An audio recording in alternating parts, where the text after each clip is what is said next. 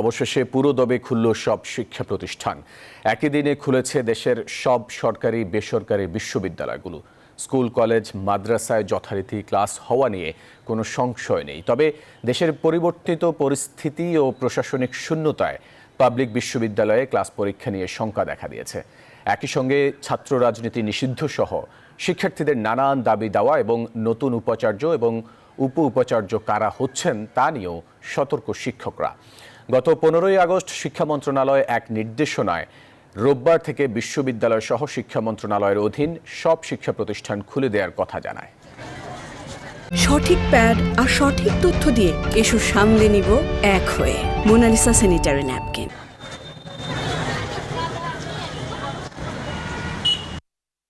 পুরোদমে লেখাপড়া শুরু হবে, অনেক ভালো লাগছে। স্টুডেন্টরা প্রতিদিন কলেজের মধ্যে উপস্থিত থাকে আর ক্লাসগুলো যদি সিনসিয়ারলি করে তাহলে অবশ্যই আমরা যে লসটা হয়েছিল বিগত কয়েক সপ্তাহে সেটা অবশ্যই তুলে নিতে পারবো। এরকম দুর্যোগপূর্ণ আবহাওয়ার মধ্যেও আমাদের যথেষ্ট স্টুডেন্ট ক্লাসে উপস্থিত হয়েছে, প্রায় 70 থেকে 80% স্টুডেন্ট ক্লাসে উপস্থিত।